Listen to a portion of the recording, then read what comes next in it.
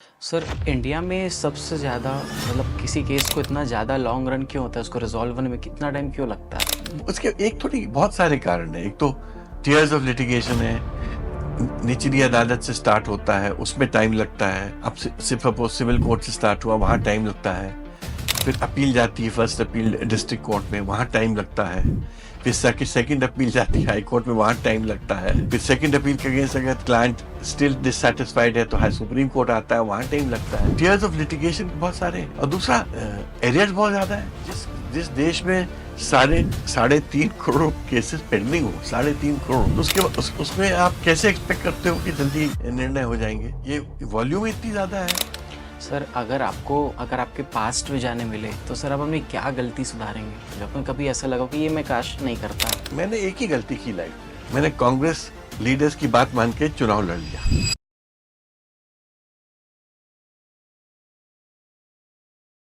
नमस्कार सर। आपका नमस्कार। बहुत स्वागत है हमारे शो में। सर आज मैं मतलब सुबह से बहुत ज़्यादा अंदर से एक हैप्पीनेस मेरे को फील हो रही है। सर आप पूछे क्यों? नहीं बताइए क्यों? सर इसलिए कि आपके साथ मेरा पॉडकास्ट है और थैंक यू। रीज़न भी सर ये कि सर आप मेंबर ऑफ पार्लियामेंट तो हैं ही, उसके साथ ही साथ सर आप सोशल वर्कर और सीनियर सुप्रीम कोर्ट के एडवोकेट भी हैं। चलिए, एक सिचुएशन तो ऐसी है आज। सर आप कैसे, ठीक है? सर आप तो ठीक हो ही हैं सर। सर बेसिकली एक आपसे ही था कि मैंने आपको जितना देखा और समझा, सर आप पार्लियामेंट में भी हैं और मतलब एडवोकेसी में भी हैं। तो सर आपके फ्रेंड्स सब ज़्यादा मतलब पॉलिटिशियंस हैं या एडवोकेट हैं? मैं इसका कोई स्ट्रेट जैकेट आंसर नहीं दे पाऊंगा। डिफरेंट लाइफ के फेजेस हैं और फ्रेंडशिप भी फेजेस के साथ बढ़ती है, घटती है, बढ़ती है। जब मैं मध्य प्रदेश में था, लॉयर था, तो तब जनरली मेरे लॉयर्स ही फ्रेंड थे।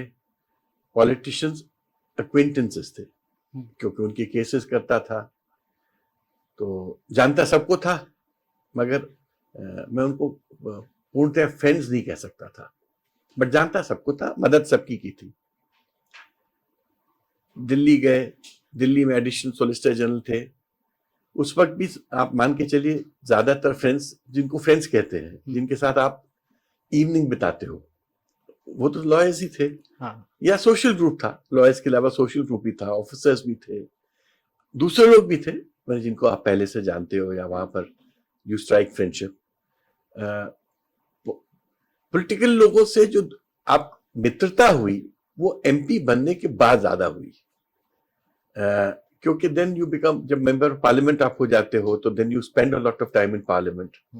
बहुत सारी एक्टिविटीज आप उनके साथ करते हो, बहुत सारे टूर्स में आप उनके साथ जाते हो, जो पहले नहीं था। स्टैंडिंग कमेटी के टूर्स होते हैं, कंसल्टेटिव कमेटी की मीटिंग्स होती हैं, दूसरे टूर्स होते हैं, तो आप 3-3, 4-4, 5-5 दिन ट्रैवल करते हो इनके साथ। तो एज आई सेड, उसके बाद बहुत सारे एमपी से भी और मिनिस्टर से अच्छी मित्रता हुई, but it's a mix bag. I mean, I can't say कि खाली लॉयर्स के साथ मेरी मित्रता है या खाली पॉलिटिशियंस के साथ है। मेरी तो रोटेरियंस बहुत अच्छे मित्र हैं, जो एनजीओ मेरे बहुत अच्छे मित्र हैं, जो सिविल राइट लीडर्स हैं वो मेरे से बहुत क्लोज हैं, डिफरेंट पॉलिटिकल पार्टीज के लोग भी मेरे से बहुत क्लोज हैं। सो मैं, as I said, I can't give you a straight answer कि कौन एग्जैक्टली मेरे से क्लोज है। आई कैन ओनली से बहुत सारे लोग डिफरेंट स्टार्टर के मेरे से क्लोज है। सर आप भी एक लॉयर हैं तो सर आपको लगता है कि जो आज के यंगर लॉयर्स आ रहे हैं उनको पॉलिटिक्स में भी इंटरेस्ट लेना चाहिए, जो कि शायद आज नहीं ले रहे हैं आज? देखिए, पॉलिटिक्स में इंटरेस्ट तो सबको होता है, और मैं नहीं मानता कि यंग लॉयर्स को नहीं होता है। पॉलिटिक्स में एंट्री डिफिकल्ट होती है एक लॉयर के लिए, क्योंकि पॉलिटिक्स में एंट्री 2 स्टेजेस पे होती है, या अर्ली स्टेज पे होती है। अगर अर्ली स्टेज में आप पॉलिटिक्स में आ जाते हो तो आपकी जो लॉयरिंग है गोज फॉर अ टॉस, फिर आप वकील नहीं पॉलिटिशियन हो जाते हो। जो लोग भी यंग एज में पॉलिटिक्स में आ गए, फिर उन्होंने लॉ का कैरियर सीरियसली परस्यू नहीं किया। It's a part time career. दूसरा एंट्री होती है जैसे मेरे टाइप के लोग, जिनकी लैटरल एंट्री हुई है, मतलब हम as a lawyer we have achieved a certain status. हम एक नाम कमा चुके हैं, नाम बना चुके हैं, और फिर पार्टी नीड्स यू, तो पार्टी आपको फिर इनवाइट करती है और आपको अपना पार्ट बनाती है। तो हम लोग जो आते हैं वो लेटर स्टेज पे आते हैं। हो सकता है कि हम लोग उतने 24/7 पॉलिटिशियंस नहीं होते हैं, क्योंकि हमारा प्रोफेशन भी हमारा एक पैशन रहता है, एक कमिटमेंट होता है जिसको हम लोग छोड़ते नहीं है। और पार्टी के लिए भी हम अपने प्रोफेशन में बने रहे इंपॉर्टेंट होता है, क्योंकि पार्टी एक्सपेक्ट्स कि आप बहुत सारे जो मैटर्स होंगे उनके लिए लड़ेंगे। तो as I said, it also depends at what age you enter politics. I entered late, so मेरी लैटरल एंट्री थी, और that was an entry where people respect you. आपको वो शुरू के जो स्ट्रगल्स होते हैं ऑफ अ यंग पॉलिटिशियन वो नहीं करने पड़ते। तो यंग लॉयर्स को अगर आप बोलोगे कि टू एंटर पॉलिटिक्स, तो एक प्रकार से उनको अपनी लॉ की जो प्रोफेशन है उसको छोड़ना पड़ेगा, या साइडलाइन करना पड़ेगा, या कम टाइम देना पड़ेगा। तो हो सकता है कि जो ब्रिलियंट लड़के होते हैं, जो अच्छा काम करते होते हैं, उनको ये बात पसंद नहीं होती है। सर सही बात है, आपने एक बात बताई। सर आपने एक चीज़ बताई कि फ्रेंड्स मेरे इतने सारे क्लोज हैं और रोटेरियंस भी हैं और बाकी सब सब भी हैं। होंगे। तो सर एक होता है ना कि आज के टाइम पे जो यंगर्स वन भी सभी फेस करते हैं कि एक रात को एंजाइटी ज़्यादा होती है, कहीं ना कहीं एक ऐसा दोस्त होता है जिससे आप खुल के बात कर सकते हैं, बोल सकते हैं, कभी भी एक ऐसी चीज़ शेयर कर सकते हैं जो किसी को नहीं बता सकते हैं। सर आपकी लाइफ में भी ऐसे कोई हैं एक ऐसे फ्रेंड?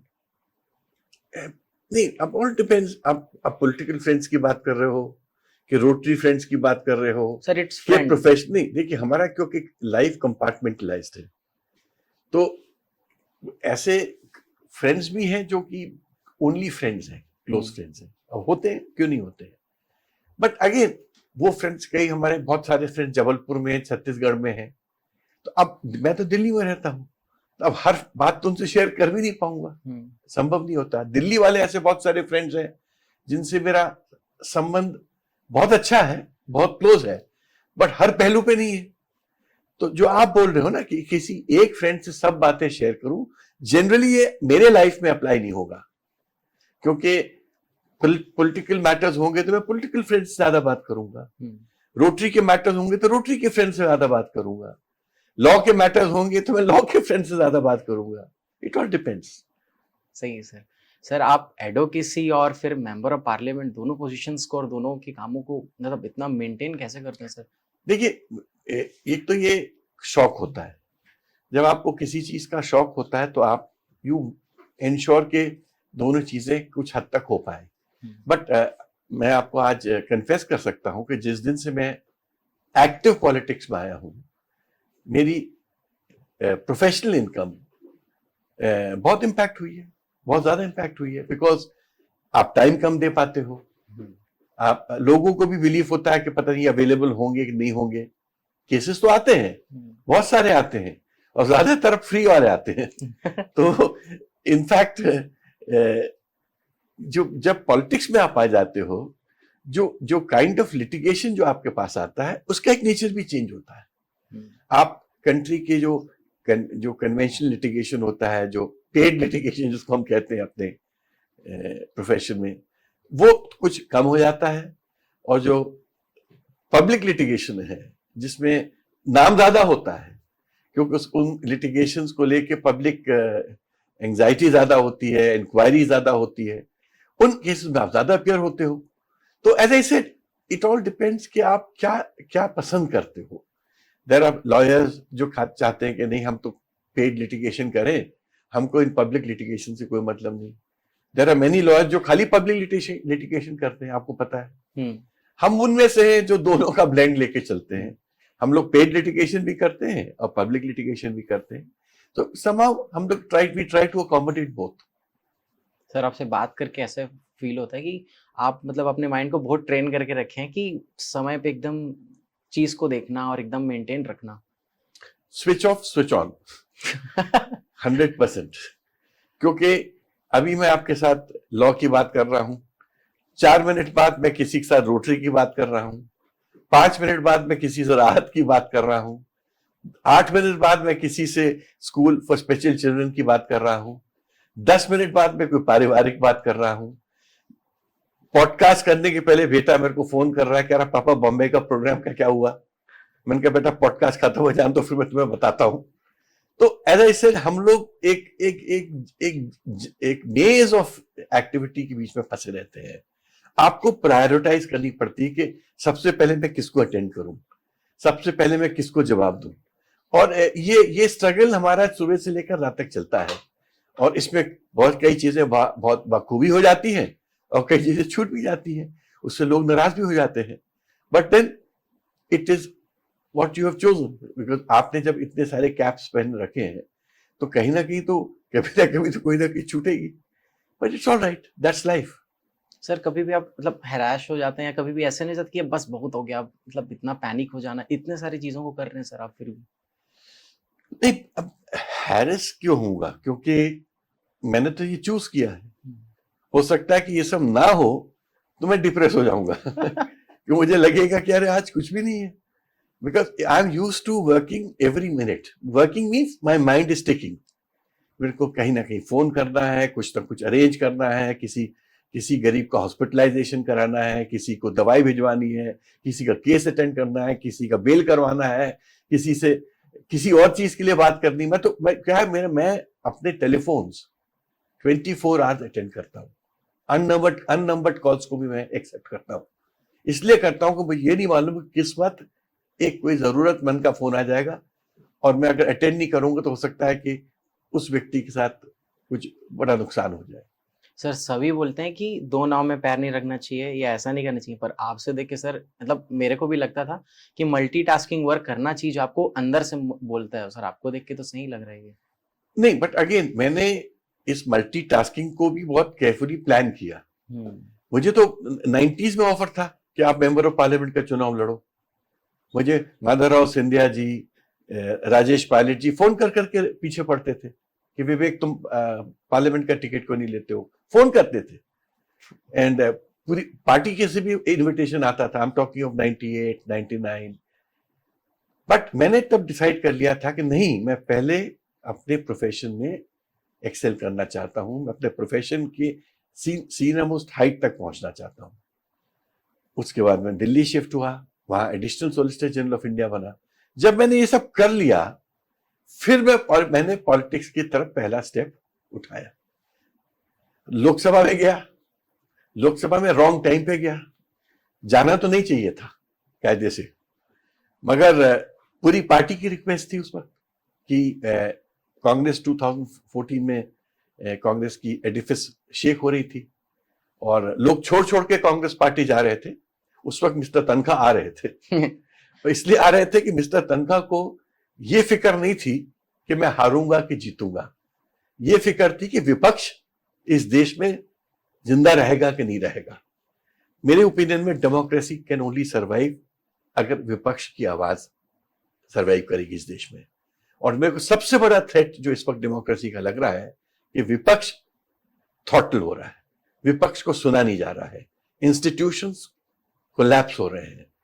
और जो रूल ऑफ लॉ पे जो हम लोग इतने डिपेंडेंट थे, समवेयर रूल ऑफ लॉ भी एक कैजुअलिटी बनते जा रही। इससे क्या होता है, लोगों का ट्रस्ट सिस्टम से खत्म हो जाता है, और जिस दिन लोगों का सिस्टम से ट्रस्ट खत्म होगा, कॉन्स्टिट्यूशन से बिलीफ रिड्यूस होगी, उस दिन इंडिया नहीं रहेगा। सर आपके हिसाब से जो इंडिया के टॉप 3 डिफेंस लॉयर हैं वो कौन होंगे? It all depends. अलग अलग टाइम्स में अलग अलग लोग थे, अलग अलग सब्जेक्ट्स में अलग अलग लोग होते हैं। अब तो कंपार्टमेंटलाइज है ना। कमर्शियल लॉ के लोग अलग होते हैं, कॉन्स्टिट्यूशन लॉ के लोग अलग होते हैं, क्रिमिनल लॉ के अलग होते हैं, ट्रायल कोर्ट के अलग होते हैं, हाई कोर्ट के अलग होते हैं, सुप्रीम कोर्ट के अलग होते हैं। अब वो जो पुराने जमाने की बात थी कि काटजू साहब ट्रायल भी करते थे, हाई कोर्ट में डिफेंड भी करते थे, सुप्रीम कोर्ट तब था नहीं, मोतीलाल नेहरू जी थे, सत्येज बहादुर सप्रू थे। I am talking of pre independence time. वो सिचुएशन अब नहीं है। अब क्योंकि well established hierarchy of courts हैं, तो you will have very good trial court lawyers जो ट्रायल कोर्ट में काम करते हैं, very good high court lawyers जो हाई कोर्ट में काम करते हैं, and established supreme court lawyers जो सुप्रीम कोर्ट में काम करते हैं, और हमारे जैसे लॉयर्स जो सुप्रीम कोर्ट में भी करते हैं, हाई कोर्ट में भी करते हैं, वीसी से भी करते हैं, पार्लियामेंट में भी बहस करते हैं, लॉ भी बनाते हैं, और उसके बाद जब गलत लॉ बन जाता है तो झगड़ा भी करते हैं। फिर भी सर आपके हिसाब से क्रिमिनल डिफेंस लॉयर कौन होगा? देखिए, एक वक्त जो दो बड़े नाम हुआ करते थे, एक राजेंद्र सिंह जी थे हमारे मध्य प्रदेश के, इंडिया के one of the best defence lawyers. और उस वक्त 80 का दशक, 70 के दशक से समझो, 80 के दशक, 90 के दशक, जब तक उनकी डेथ नहीं हुई, जो इंडिया के टॉप मैटर्स थे, क्रिमिनल मैटर्स, उन्हीं को जाते थे एक तरफ, और दूसरे साइड से जेठमलानी साहब थे। तो these two were giants of criminal law, at least मैं जो मैंने देखा है। इनके लेवल का व्यक्ति आज या व्यक्तित्व आज हमको कोई नहीं दिखता है। बहुत सारे अच्छे लॉयर्स हैं, बट आई डोंट सी अ राजेंद्र सिंह और जेठमलानी टुडे। अब जैसे पालकीवाला थे, या फली नरिमन साहब थे, या सोली सराफ जी थे, टू सम एक्सटेंट वेणुगोपाल साहब आज भी हैं, बट वेरी ओल्ड। ये जो बड़े बड़े नाम थे, ये बड़े एस्टैब्लिश्ड नाम थे, जिनके नाम से एक रिस्पेक्ट और एक सम्मान सामने आता था। अब आज के दिन वो सम्मान के साथ नहीं देखा जाता है। उसके कई कारण हैं। एक तो ये लोग देवर डेडिकेटेड लॉयर्स, इन्होंने पॉलिटिक्स की तरफ कोई इंटरेस्ट नहीं लिया। इनको अपॉर्चुनिटी बहुत होगी, इनको एमपी भी बनाया गया, बट ये अपनी प्रिंसिपल्स पे चलते थे, और कोर्ट इनकी बात रिस्पेक्ट से एक्सेप्ट करती थी। आज का जो लॉयर है वो कमर्शियल है। इन लोगों का उतना कमर्शियल आउटलुक नहीं होता था। आज का जो लॉयर है उसको अपनी फीस, और जितनी अच्छी फीस हो सकती है उसकी ज्यादा फिक्र है देन द लॉ। इन लोगों के लिए फीस इतनी इंपॉर्टेंट नहीं थी, लॉ ज्यादा इंपॉर्टेंट था। मैं उस जेनर का वकील हूं जिसके लिए लॉ ज्यादा इंपॉर्टेंट है, फीस तो खुद आती है। सर, आपके तो क्लोज फ्रेंड्स में से senior advocate Kapil Sibal sir हैं, हरीश साल्वे सर हैं, तो सर आज तो वो भी एक टॉप लॉयर्स में हैं। देखिए, कपिल सिब्बल तो आज इंडिया के बेस्ट लॉयर्स में से एक है। No doubt. और अगर पब्लिक कॉजेस में आज कोई सामने आता है, even to his own detriment, मतलब अपने आप ही को हार्म करके, harm in the sense public image, वो कपिल सिब्बल है। वो फिक्र नहीं करते कि मैं अगर इस कम्युनिटी के लिए खड़ा हो जाऊंगा तो दूसरे लोग नाराज हो जाएंगे, क्योंकि उनके लिए appearing in court and seeking justice supreme है, जो कि एक पुराना इथॉस है। साल्वे जी अनफॉर्चुनेटली इंडिया छोड़ के इंग्लैंड चले गए हैं, यूके में रहते हैं। He is not now so much involve with Indian practice, arbitrations वगैरह ज्यादा करते होंगे, इसलिए आज के दिन साल्वे जी का प्रेजेंस इंडियन कोर्ट में बहुत कम हो गया है। सर, आपने कपिल सर के बारे में बताया। रिसेंटली मैंने एक वीडियो देखा जिसमें वो पार्लियामेंट में home minister Amit Shah sir के सामने में और प्राइम मिनिस्टर नरेंद्र मोदी के सामने इतने साउटली और फियरलेसली उनके ऊपर डोमिनेट उनको कर रहे थे, मतलब सर। देखिए, होता क्या है कि when you are a good lawyer और आपकी image of a good lawyer होती है, तो पार्लियामेंट में भी आपको उसकी रिस्पेक्ट मिलती है। जब आप बोलते हो तो पार्लियामेंटेरियंस आपको सुनते हैं। बेसिकली आप देखो कि पार्लियामेंट या इवन जो फ्रीडम स्ट्रगल में जो कौन थी leading personalities, they were all best lawyers. आप जितने देखिए, मोतीलाल नेहरू जी से लेकर सत्येंद्र बहादुर सप्रू से लेकर, नेहरू जी से लेकर, गांधी जी से लेकर, सरदार वल्लभ भाई पटेल, सभी तो लॉयर्स थे। जितने टॉप पॉलिटिशियंस थे, जो टॉप पोजीशंस में थे, 80% आप during and after freedom struggle they were all lawyers. तो लॉयर्स की एक अलग पहचान होती है, एक अलग समझ होती है, और उनकी एक अलग सीरियसनेस होती है। अनफॉर्चुनेटली जो लॉयर्स का जो एक बहुत बड़ा प्रेजेंस होता था, वो टॉप लॉयर्स का इन द पास्ट, वो अब रिड्यूस हो गया है।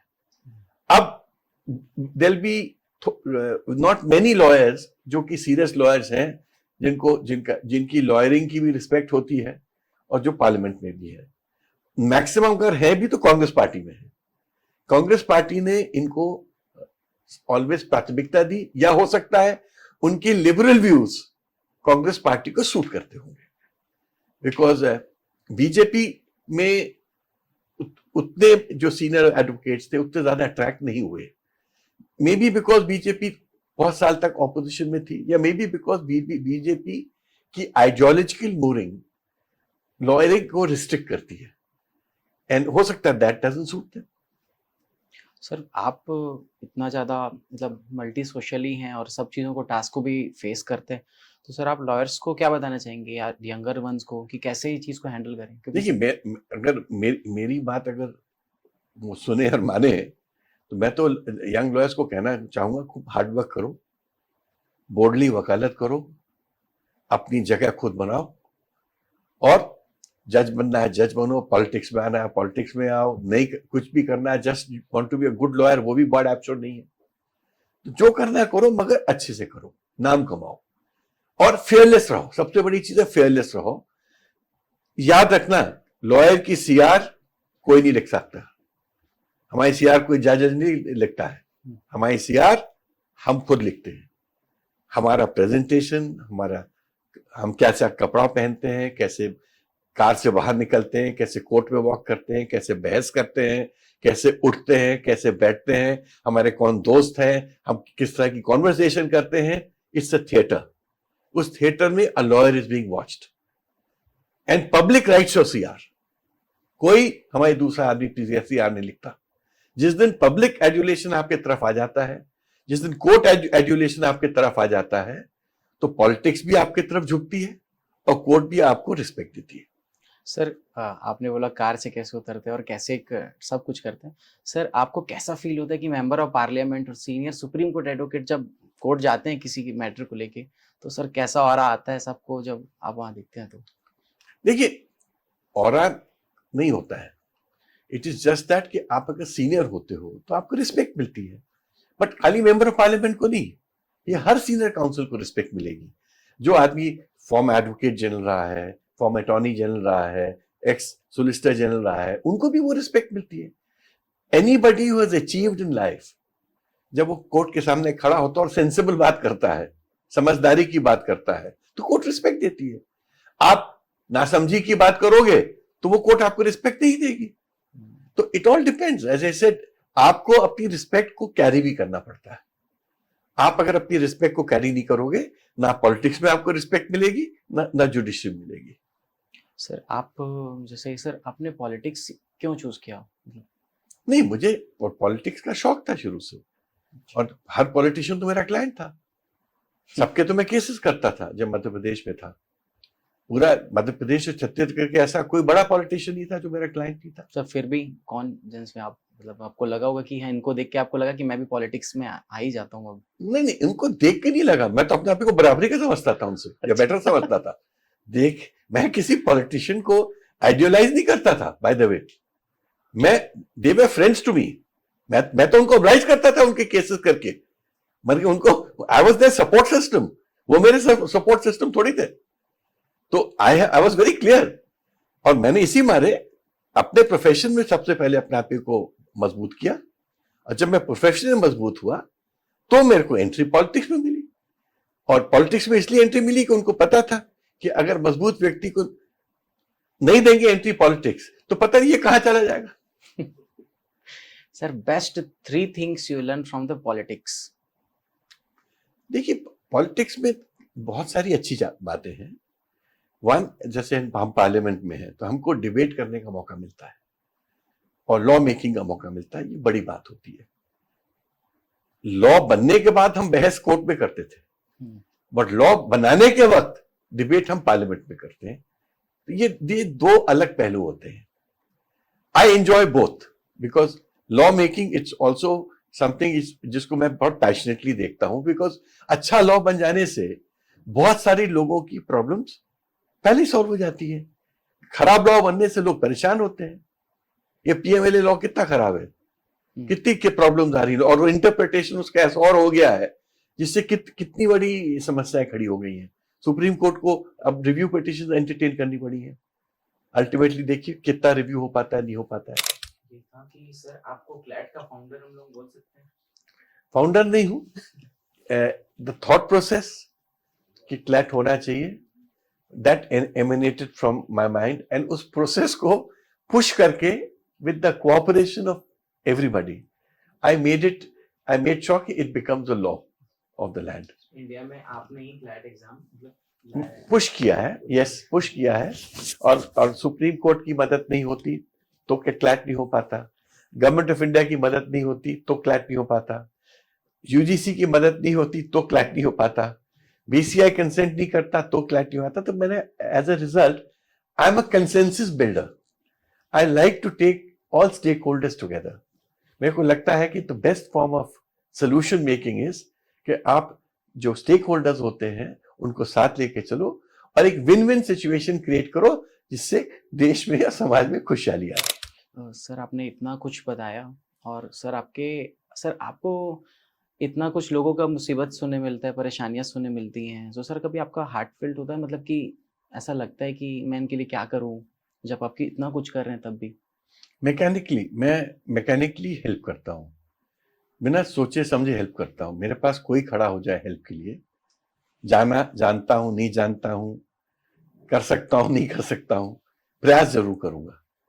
मेरे द्वार किसी भी व्यक्ति के लिए जो मदद मांग रहा है खुले रहते हैं, और इसलिए मैंने तो पता नहीं कितने लाख लोगों की मदद की होगी लाइफ में, मैंने कभी वो गिनती भी नहीं रखी है।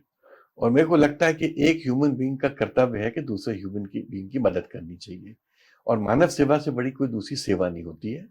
और आई ऑलवेज फील कि भगवान ने अगर आपको सामर्थ्य बनाया है, आपको आपको आपको आपके सपोर्ट सिस्टम्स अच्छे रखे हैं, तो आपको वो सब शेयर करना चाहिए दूसरों के साथ। तो वही प्रयास होता है। मेरे को याद है एक दिन एक गांव का एक व्यक्ति मेरे पास आया और कहते साहब ये 2 छोटे बच्चे अभी कुछ दिन पहले पैदा हुए थे, ये जबलपुर के पास कोई गांव है, और कहते हैं कि वो इनको डॉक्टर्स ने बताया कि दोनों बच्चे को कोई पर्टिकुलर इंजेक्शन नहीं लगेगा तो ब्लाइंड हो जाएंगे। ट्विंस हुए थे और मुश्किल से 10-15 दिन के बच्चे होंगे, 1 महीने के होंगे। वो बच्चे मेरे को जानता भी नहीं था, वो वसंत विहार के मेरे घर के बाहर खड़ा था। किसी ने बोला था कि तनखा साहब के घर के बाहर खड़े हो जाओ तो तुमको मदद मिलेगी। जबलपुर के गांव से आया था। तो मैं उतरा तो मैंने उससे बातचीत की, तो मैंने तुरंत एक एम्स के डायरेक्टर और सबको फोन लगाया। मैंने उस व्यक्ति को दोनों बच्चों के साथ भेजा, और मैंने एम्स के डायरेक्टर को ये भी बोला कि अगर उनके इंजेक्शन लगाने का कोई कॉस्ट है, और अगर तुमने कहा करीब 1-1.25 लाख का एक इंजेक्शन है, दोनों बच्चों को लगना है, मैंने कहा मैं दे दूंगा, आप मुझे बता देना। वो एम्स के डायरेक्टर ने ये बोला मुझे कि तनखा साहब आप क्यों देंगे, कि हमारी भी तो ड्यूटी है कि ऐसे लोगों की मदद करना है। तो उस दोनों बच्चों को वो इंजेक्शन लगा, जिससे उनकी ब्लाइंडनेस बची।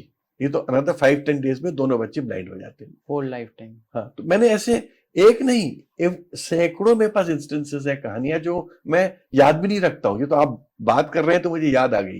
ये तो मेरे पास मेरा जीवन में रोज ऐसी एक कहानी 2 कहानियां होती हैं जब मैं किसी की मदद कर देता हूँ। एंड आई फील कि मैं भगवान को एक्चुअली हाथ जोड़ के थैंक करता हूं कि आपने मुझे इस लायक बनाया कि मैं दूसरे ह्यूमन बीइंग की मदद कर सकता हूं। ये भगवान की बहुत बड़ी कृपा होती है कि आपको किसी के मदद के लायक बनाए, और मैं इसको अपनी लाइफ का पैशन, इसको अपनी लाइफ का इथॉस समझता हूं। सर आपका सबसे अच्छा एक्सपीरियंस जब आप additional solicitor general of India थे, तो सर क्या था वो? बहुत अच्छे एक्सपीरियंसेस थे। बड़े बड़े केसेस में मैं डिफरेंट हाई कोर्ट्स में अपेयर होता था। आप मेरी मूवी में देखिए, मैंने बताया कि डिफरेंट हाई कोर्ट्स में मैं जाता था, सुप्रीम कोर्ट में बड़े बड़े केसेस करता था। तो all experience is a good experience. कोई एक एक्सपीरियंस को मैं डिस्क्राइब करना डिफिकल्ट होता है, बट आई डिड बहुत सारे बड़े केसेस में अपेयर हुआ हूँ, and it was interesting I can say. Sir तो एट द सेम टाइम आप अटॉर्नी जनरल ऑफ इंडिया थे, और उसके बाद जब आप जैसे ही सॉलिसिटर जनरल ऑफ इंडिया रहे, सर कोई तो ऐसा एक्सपीरियंस रहेगा, कभी कभी आपको लगता होगा कि ये मेरे लिए सबसे क्लोज वन था, ये लाइफ लर्निंग थी आपके लिए वो? नहीं, जैसे मैं एडवोकेट जनरल था और मध्य प्रदेश की पूरी फॉरेस्ट एक्टिविटी रोक दी गई थी 9 महीने तक। Madhya Pradesh mean Chhattisgarh also at that time, और पूरी त्राही मची हुई थी पूरे स्टेट में 9 महीने से, और चीफ मिनिस्टर बहुत परेशान थे। पूरा 1/3 पॉपुलेशन पे कंट्रोल खत्म हो गया था स्टेट का। एंड मैं तो जबकि एडवोकेट जनरल था, बट उस केस में मैं बहुत बाद में आया, पहले दिल्ली के वकील उसमें हैंडल कर रहे थे। मैंने अपनी जो मेरी डॉक्यूमेंट्री है उसमें बताया है कि कैसे मैंने उसको हैंडल किया, कैसे मैंने स्टे विकेट कराया, कैसे उस वक्त जो IAS ऑफिसर्स जो CR लिखते थे इंडियन फॉरेस्ट सर्विस के और इंडियन पुलिस सर्विस के, कैसे सुप्रीम कोर्ट के माध्यम से और बाद में गवर्नमेंट ऑफ इंडिया की रूल्स अमेंडमेंट से वो चीजें बदली। तो बहुत सारे हिस्टोरिक चेंजेस जो एडमिनिस्ट्रेशन में आए, पॉलिसी मेकिंग में आए, सेंचुरीज में आए, फॉरेस्ट में आए, उसका मैं पार्ट था। मुझे खुशी है कि मैंने इस देश के एनवायरनमेंट को प्रोटेक्ट करने के लिए जो कुछ मैं कर सकता था मैंने किया है। सर इंडिया में सबसे ज़्यादा मतलब किसी केस को इतना ज़्यादा लॉन्ग रन क्यों होता है, उसको रिजॉल्व होने में कितना टाइम क्यों लगता है? उसके एक थोड़ी बहुत सारे कारण है। एक तो टीयर्स ऑफ लिटिगेशन है, निचली अदालत से स्टार्ट होता है, उसमें टाइम लगता है। अब सिर्फ सपोज सिविल कोर्ट से स्टार्ट हुआ, वहां टाइम लगता है। फिर अपील जाती है फर्स्ट अपील डिस्ट्रिक्ट कोर्ट में, वहां टाइम लगता है। फिर सेकंड अपील जाती है हाई कोर्ट में, वहां टाइम लगता है। फिर सेकंड अपील के अगेंस्ट अगर क्लाइंट स्टिल डिससेटिस्फाइड है तो हाई सुप्रीम कोर्ट आता है, वहां टाइम लगता है। तो टीयर्स ऑफ लिटिगेशन बहुत सारे हैं। और दूसरा एरियर्स बहुत ज्यादा है। जिस देश में साढ़े 3 करोड़ केसेस पेंडिंग हो, 3.5 करोड़, तो उसमें आप कैसे एक्सपेक्ट करते हो कि जल्दी निर्णय हो जाएंगे? ये वॉल्यूम इतनी ज्यादा है। आप बताइए कौन से सन की क्रिमिनल केसेस की अपील हाई कोर्ट में चल रही है? चाहे इलाहाबाद हाई कोर्ट हो, चाहे पटना हाई कोर्ट हो, चाहे एमपी हाई कोर्ट हो, 10-10, 15-15 साल पुरानी केसेस की अपील आज चल रही है। क्योंकि वॉल्यूम इतना ज्यादा है कि ईच केस में टाइम लगता है, सुनने में, डिसाइड करने में, जजमेंट देने में। तो कहीं ना कहीं हम लोगों को सोल्यूशन तो निकालना पड़ेगा इसका। अगर हम लोग इसका सोल्यूशन नहीं निकाल पाएंगे तो ये सिस्टम तो कोलैप्स कर रहा है इन अ सेंस। और अगर हमको कोलैप्स से रोकना है सिस्टम को, तो it needs far reaching judicial reforms.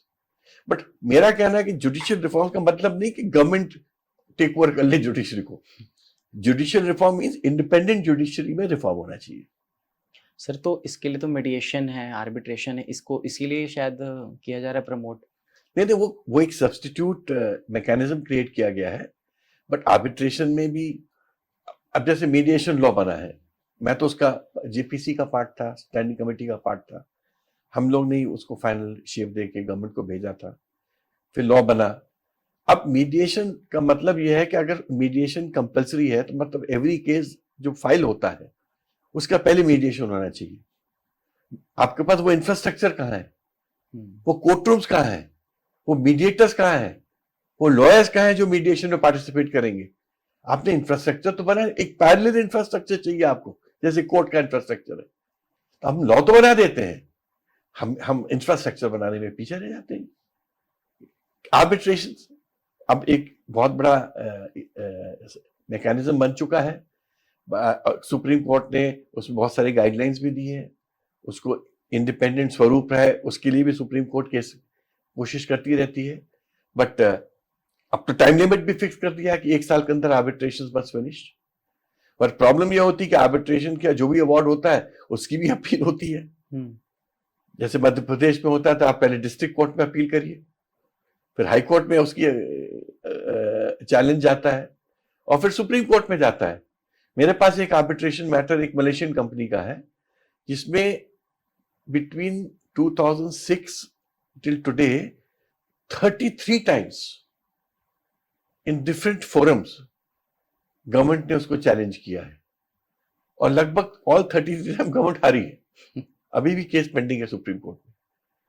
तो अब प्रॉब्लम यही है कि हर चीज का यहाँ अपील होती है। अपील इसलिए होती है कि कोई रिस्पॉन्सिबिलिटी लेने को तैयार नहीं है कि हम इस लिटिगेशन को यहाँ एंड करेंगे, ऐसा कोई मैकेनिज्म नहीं है। सेक्रेटरी डरते हैं, उनको लगता है कि हम किसी केस में अपील रिफ्यूज कर देंगे, कल को इंक्वायरी हो जाएगी, कोई एलिगेशन लगा देगा कि आपने पैसा खा लिया या गड़बड़ किया। तो as I said it's a very complex situation, easy situation नहीं है। और इसलिए you need very astute handling. मतलब तुम आज इन सब एरियाज में you need very hardcore professionals जिनको एज मंत्री भी होना चाहिए और इन चीजों की सॉल्यूशंस ढूंढनी चाहिए। अगर हम खाली as a law minister appointments में अपने आप को बिजी रखेंगे, इट्स नॉट सफिशिएंट।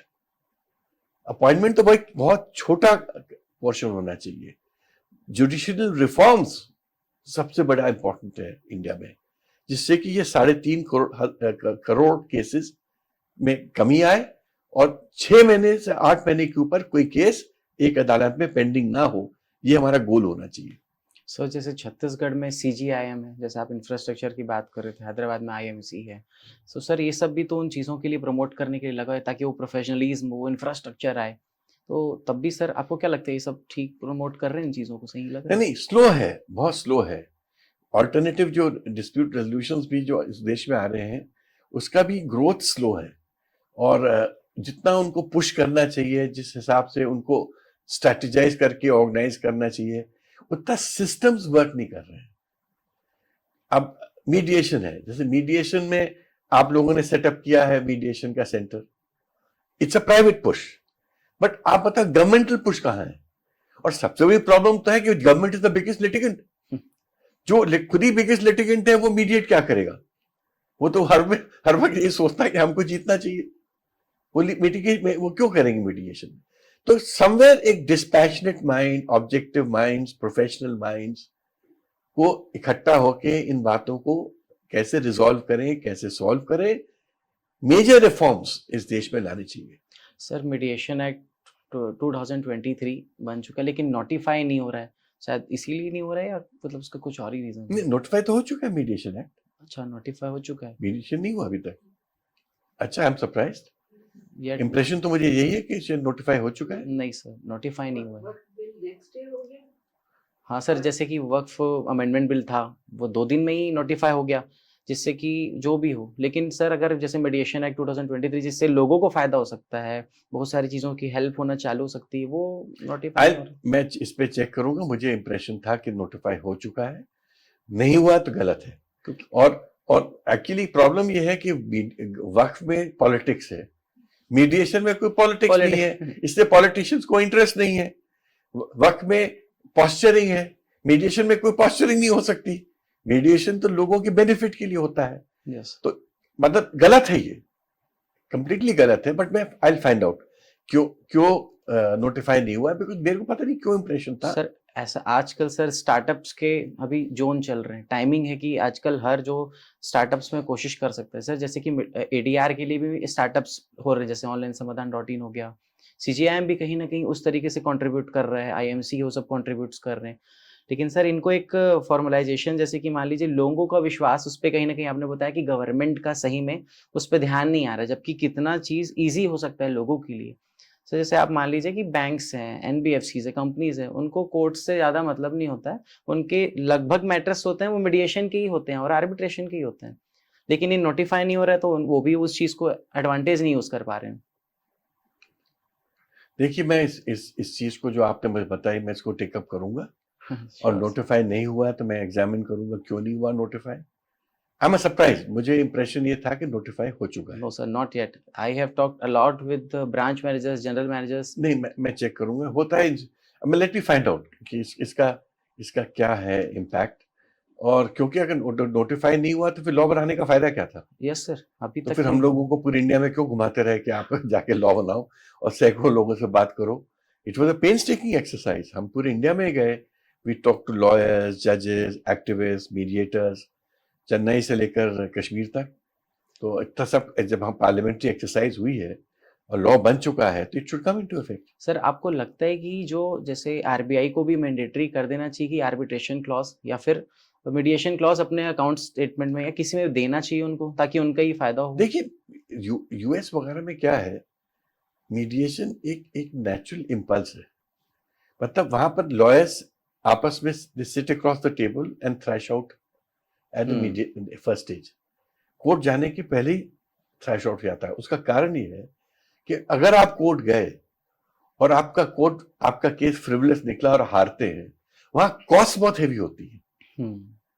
इंडिया में कॉस्ट का कॉन्सेप्ट ही नहीं है। 200 रुपए, 400 रुपए आप कॉस्ट लगाते हो, 1000 लगाते हो, 10,000, उससे पार्टी को फर्क नहीं पड़ता है। तो वो कई पार्टीज मजे के लिए इंडिया में लिटिगेट करती रहती है, क्योंकि उनका शौक है लिटिगेशन करना, या हम दूसरी पार्टी को तंग करते रहेंगे लिटिगेट करके। ये सब जब तक नॉनसेंस बंद नहीं होगा और लॉ का भय नहीं होगा, लॉ कोर्ट में उसी को जाना चाहिए who has a serious cause, और सीरियस कॉज को लेकर ही लॉ कोर्ट्स को ट्रबल करना चाहिए। और ये जो फ्रिवलेस लिटिगेशंस है उसमें कॉस्ट का एलिमेंट हेवी होना चाहिए। जी सर, आपने बहुत कुछ बताया। सर असाइड में एक चीज़ आपसे पर्सनल, मतलब आप तो सर इतने बड़े लॉयर हैं, सब कुछ है। लेकिन सर एक सैलरी एक मेंबर ऑफ पार्लियामेंट की सर कितनी होती है आपको?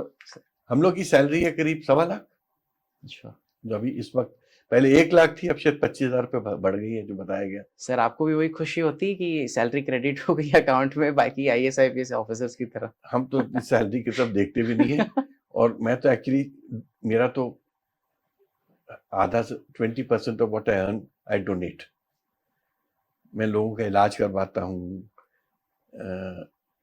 All kind of charity work पे मैं देता रहता हूँ। अभी जैसे मैंने मुरैना का कैंप किया, जो 150, 200, 300 डॉक्टर्स आए, उनकी सबकी टिकटिंग मैंने अपनी फाउंडेशन से कर रही। वो मेरा प्रोफेशनली है। उनकी चाहे एयर टिकट था, चाहे ट्रेन टिकट था, या टैक्सीज थी, जो कुछ ही था, सब कुछ मैंने अपने फाउंडेशन से किया। तो मैं फ्रैंकली स्पीकिंग पैसे की तरफ ध्यान नहीं देता हूँ। मेरे लिए पैसा इज ओनली पेपर। मेरे लिए human value and human life ज़्यादा वैल्यूबल है। और मैं चाहता हूँ कि अब जितने भी ईयर्स मेरी लाइफ के बचे हैं, मैं इसी तरह, जिस तरह से मैं आज अपने आप को समर्पित वे में ह्यूमन वैल्यूज के लिए अपनी तरह से जो बेस्ट कर सकता हूँ करता हूँ, वो मैं करता रहूँ। क्योंकि दीन दुखी से के दर्द या दीन दुखी के आंसू पोंछने से बड़ी चीज कोई इस दुनिया में नहीं होती है। सही बात है सर। और स्पेशली जब बच्चों को तकलीफ होती है, जब मैं देखता हूँ बच्चों को ट्यूमर है, कैंसर है, मेरा दिल बैठ जाता है। और बच्चों का और महिलाओं की तकलीफ मेरे से देखी नहीं जाती है। तो मेरे को तो लगता है कि अगर भगवान मुझे जितने भी सामर्थ्य बनाएंगे, मैं उस पूरी ताकत को इन इन इन लोगों के लिए झोंकूंगा। क्योंकि ये मेरा मैं इसको ड्रीम नहीं कहूंगा, ये मेरी लाइफ है, ये मेरी सोच है, this is my passion. Sir अगर आपके पास्ट में जाने मिले तो सर आप अपनी क्या गलती सुधारेंगे जो आपने कभी ऐसा लगा कि ये मैं काश नहीं करता? मैंने एक ही गलती की लाइफ में, मैंने कांग्रेस लीडर्स की बात मान के चुनाव लड़ लिया इन 2014 एंड 19। वो मैं गलती मानता हूं, क्योंकि मैं अनप्रिपेयर्ड था उस चीज के लिए। लोग मेरे से शेक हैंड जरूर करना चाहते थे, इज्जत मुझे देते थे, बट वोट नहीं दे रहे थे कि वो मुझे सिचुएशन के अकॉर्डिंग मना कर देना था। मगर क्योंकि मैं एक लॉयल आदमी हूं और मैं अपने अपने पार्टी को या अपने फ्रेंड्स को डिसअपॉइंट नहीं करना चाहता था, तो मैंने हाँ कह दिया। जबकि मेरा पूरा परिवार मेरे अगेंस्ट था। मेरी वाइफ मेरे से नाराज थी, मेरी मदर मेरे से नाराज थी, मेरी मदर लॉ मेरे से नाराज थी। और जब मैं पहले चुनाव में, जब सबके कहने से कांग्रेस पार्टी के लिए गया, मैं तो मुंह पे बोलता हूं, मैं तो बोलने में हिचकता भी नहीं हूं। 10 दिन तक मेरी वाइफ जबलपुर नहीं आई गुस्से में मेरी मदद करने। और जब उन्होंने देखा कि जबलपुर में मैं बहुत परेशान हूं, तो 10 दिन बाद आई। फिर 10 दिन का प्रचार और रह गया था मेरे को मदद करने। तो मेरे को लगता है कि समवेयर मैंने इमोशंस में आके मैंने हाँ कह दिया। अनप्रिपेयर्ड वे में मैं लोकसभा का चुनाव लड़ने चला गया। टाइम भी करेक्ट नहीं था। और स्पेशली मेरे जैसे लोग जो पब्लिक स्पिरिटेड हैं, पब्लिक माइंडेड हैं, जिनका पब्लिक से जुड़ाव है, उनको इन चीजों में डिसीजन लेने के पहले और केयरफुल एनालिसिस करना चाहिए। सर आपको लगता है आपने ये बोला तो राहुल गांधी सर आपको कॉल करके बोलेंगे क्या करे ग्रेट था क्या करके? ये राहुल गांधी क्यों हमको कॉल करके बोलेंगे? मतलब सर कोई भी आपके ऊपर में जब आपको बोलेंगे पार्टी के कि आप ऐसा बोल रहे हैं तो? नहीं, क्यों बोलेंगे? उनको पता है ये बातें। मैं तो मना कर रहा था, उन लोग से भी मना कर रहा था। मैं ऐसा थोड़ी कि मैं आपसे मना कर रहा हूँ। अच्छा। कमलनाथ जी मेरे को 11 दिन तक रोज फोन करते थे 2019 में, कि विवेक तुमने क्या डिसाइड किया। रोज सुबह फोन करते थे और मैं 11 दिन तक उनसे कहता था कि सर किसी और को लड़ाइए, मैं प्रिपेयर्ड नहीं हूं। इन द सेंस मेरे पास कि मैं एक बिजी आदमी हूं, मेरे पास उतना टाइम नहीं था। मैं अब लोकसभा का भी, अब राज्यसभा का भी काम करूं, प्रोफेशन का भी काम करूं, और ये फुल टाइम जॉब होती है, इसमें सब कुछ छोड़ देना पड़ता है आपको। ये मेरी तकलीफ थी। राहुल जी ने भी उस वक्त मेरे से बोला था कि तनखा जी आप नहीं लड़ेंगे तो कौन लड़ेगा। तो अब सब लोग जब बोल रहे हैं तो फिर मैं नहीं कैसे कहता। और मेरे को लगता है कि जब मेरे जो लोग मेरे सीनियर्स हैं, जो हमारे लीडर्स हैं, हमको बोल रहे हैं और सम्मान दे रहे हैं, तो इंसान को सम्मान का सम्मान करना चाहिए। सही बात है सर। आपको अभी जैसे आपने इतना कुछ बताया इस चीज़ों के लिए, पॉलिटिक्स के लिए और हर चीज़ों के लिए, तो सर आपको अभी तक की पूरी जर्नी में सर सबसे बेस्ट थिंग जो आप बताना चाहेंगे कि ये चीज़ मूल मंत्र आपका रहा है लाइफ के लिए? देखिए, मेरा लाइफ का मूल मंत्र एक ही रहा है, अच्छी सोच के साथ आगे बढ़ो, अच्छे कार्य करते रहो, सेल्फलेस रहो और निडर रहो। मैं अपनी लाइफ में मैंने कभी अपने तरफ से गलत नहीं किया है, ना करता हूं। मैं किसी को हार्म करने की कोशिश नहीं करता हूं। मैं किसी को ओवरस्टेप करने की कोशिश नहीं करता हूं। मैं मात्र अपना काम करता हूं। और अगर उससे मुझे अगर सेटिस्फैक्शन मिलता है तो मैं खुश हूं। मेरे को मेरे लॉ के प्रोफेशन से प्रेम है। मेरे को ह्यूमैनिटेरियन वर्क मेरा मेरा मेरा मेरा मेरा एक that is my passion. Parliament में एंजॉय करता हूं। तो मैं जितनी चीजें कर रहा हूं, मैं अपने सेल्फ फुलफिलमेंट के लिए कर रहा हूं। इसलिए मैं तो एक प्रकार से कहूंगा मैं सेटिस्फाइड पर्सन। और हर प्रकार से अपने तरफ से मैंने पूरी कोशिश की है to give the best results. Sir हमने देखा है कि जब आप मतलब पार्लियामेंट में डिबेट कर रहे होते हैं, स्पीच दे रहे होते हैं, तो आपको फॉरेन मिनिस्टर हो गए या फाइनेंस मिनिस्टर हो गए सर बराबर आपको सुनते हैं, समझते हैं और रिस्पेक्ट देते हैं। सर इसका रीज़न आपको क्या लगता है कि आपको क्यों इतना ज़्यादा? देखिए, हमको रिस्पेक्ट तो चैनल्स भी देते हैं, हुँ, हमको रिस्पेक्ट कोर्ट में भी मिलती है, हमको रिस्पेक्ट दूसरे फोरम में मिलती है, क्योंकि आपने लाइफ में as a lawyer and as a public man एक रिस्पेक्ट गेन की है। उस रिस्पेक्ट को रिस्पेक्ट मिलती है। तो आप उसमें कोई भी मिनिस्टर होगा, अल्टीमेटली वो तो ह्यूमन बीइंग होता है ना। हुँ। तो वो देखता है कि कौन बोल रहा है, उसको वैसे अकॉर्डिंगली रिस्पेक्ट मिलती है। कहीं न कहीं शायद नॉलेज इज़ विज़डम आप में अप्लाई होता है कि आपके नॉलेज को सब देखते हैं, तो शायद वो उस चीज़ की रिस्पेक्ट बहुत ज़्यादा करते हैं कि आपको उसका ज़्यादा जानकारी हो। देखिए, नॉलेज की ही रिस्पेक्ट वर्ल्ड में होती है। हुँ, और मैं उस रिस्पेक्ट को सम्मान करता हूँ। और मुझे लगता है कि जितने ज्यादा नॉलेजेबल लोग, अच्छे लोग पब्लिक लाइफ और पॉलिटिक्स में आएंगे, इस देश की पॉलिटिक्स उससे इंप्रूव होगी। सर लास्ट में आपसे एक ही चीज़ पूछना चाहूँगा, जो भी आप जो भी आप अपना बेस्ट चीज़ बताना चाहें। फिर से ना? हाँ, कि सर लास्ट में एक ही चीज़ आप बताएँ कि सर जब भी मान लीजिए किसी के साथ गलत हो रहा हो या कभी सर सिचुएशन होती है कि वो लाइफ में उसके कंट्रोल में नहीं होता है। सर वो अपने हार्ड टाइम्स कैसे के साथ कैसे डील करे और आगे बढ़ने के लिए करते रहें? देखिए, मैं ऑलवेज कहता हूँ, आज भी मैंने अपनी स्पीच में बोला कि देखिए, हार्ड टाइम सबके साथ होते हैं, सबकी लाइफ में आते हैं। फेलियर्स भी सबके साथ होते हैं, सबकी लाइफ में आते हैं। बहुत कम ऐसे लोग होंगे कि जो ऑल द टाइम सक्सेसफुल होते हैं, all the time good times में ही रहते हैं। ऐसा कम होता है, हुँ, बिकॉज दिस इज वर्ल्ड का एवोल्यूशन है ये। तो good times will come, bad times will come, hard times will come, सब आते जाते रहेंगे। Never lose your confidence, don't lose your cool, keep working towards your goal. And success normally follows the courageous. जो courageous व्यक्ति होता है, जो अपने सक्सेस के लिए काम करता रहता है ऑनेस्टली, सेल्फलेसली, सक्सेस उसको चूमती है, उसको छूती है।